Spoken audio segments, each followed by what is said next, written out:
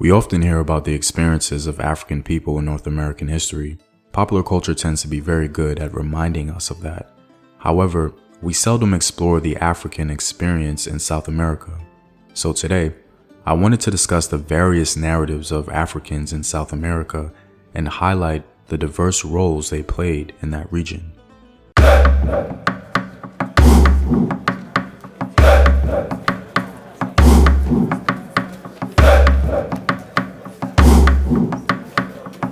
What up, African world? It's Home Team here, and welcome back to another video of African history, culture, and worldview. By supporting this channel on Patreon, you're helping in the creation of these videos and contributing to this content.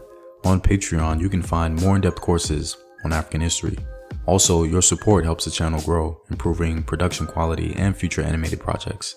And with word from my sponsors, there's a new social media platform dedicated to educating and uplifting our people.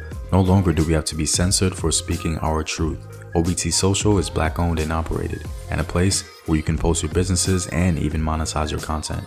You can visit the website at obtsocial.com. Links to everything in the description box below. I think discussing this history is important because it helps to expel our tunnel vision when dealing with the history of enslaved African people in the Americas. In short, the roles of African people in the early Americas, specifically South America, is not one-dimensional. It's very diverse, and hopefully by the end of the video, you'll understand why.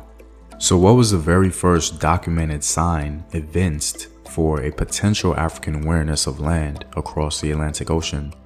Well, it actually came from Mansa Musa himself, one of the most popular rulers of the Mali Empire. Upon his visit to Egypt en route to Mecca, the governor of Cairo inquired about how the Malayan king came to power, and Mansa Musa obliged, leading to one of the most legendary stories from the African continent. Mansa Musa proceeded to tell him that the previous ruler before him attempted to cross the Atlantic in search of land and never returned, thus making him ruler. This claim by the Mandinka king has been analyzed and dissected countless times by scholars and African history enthusiasts. Now, as Mansa Musa alluded, the success of the journey is not conclusive. Some scholars even question if it happened at all. But the fact that the story came from the mouth of an African king is unassailable. Whether it was a success or failure, or if it even happened at all, is beside the point. This was the first documented indication of West Africans being remotely associated with the later so-called New World. Interestingly enough, this was documented well before Columbus sailed the Atlantic. Now, the most popular narrative concerning African involvement in the Americas is their role as an enslaved population, advancing the economic goals of European nations. This is no doubt a major component. However, as mentioned previously, it's not the only. Perhaps the most salient reminder of the African presence or role in the Americas outside of the popular narrative is a largely involuntary effort of African men participating in the conquest of South America. I say largely involuntary because there are cases of free African men willingly participating as conquistadors. One such example is Juan Garrido, an African possibly from Central Africa who participated in the conquest of Puerto Rico and Cuba. Aside from him and possibly a few others, most Africans were conscripted soldiers in the conquest and pacification of South America. Wherever Spaniards set foot in the Americas as members of conquest companies, they were accompanied by black conquistadors. In fact, black men in particular were able to potentially gain their freedom from such efforts. There existed entire contingents of black conquistadors. Obviously, this is a more complex understanding concerning the role of African people in South America.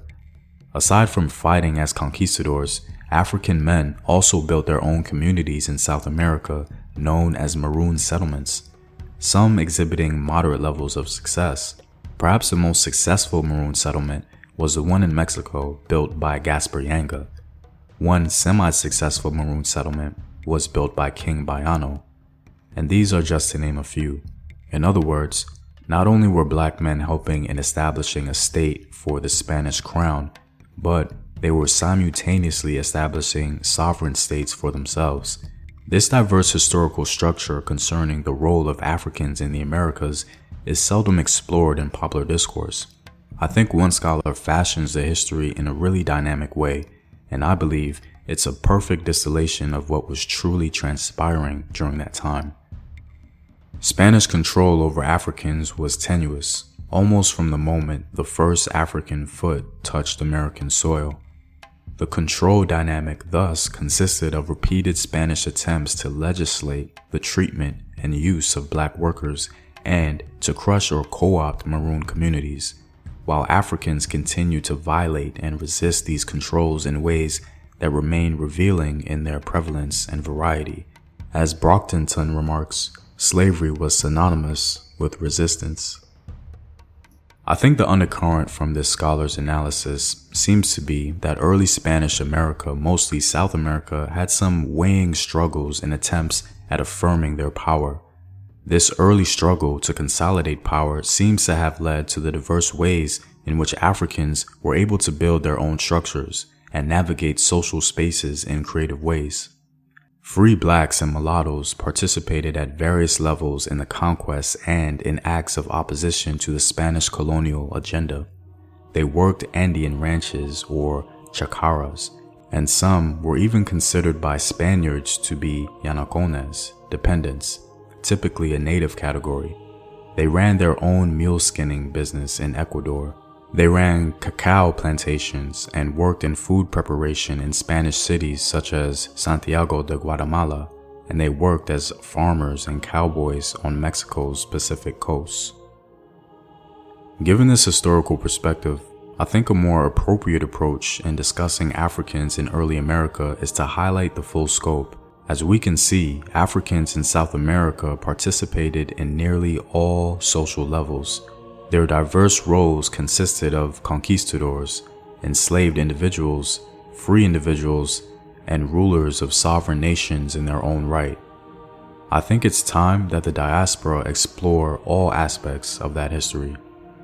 Well, I'm all out, guys. If you like these videos and want to help in its continued production, consider supporting the home team on patreon.com. The link is in the description box below. Know thyself. Remember your ancestors. Peace.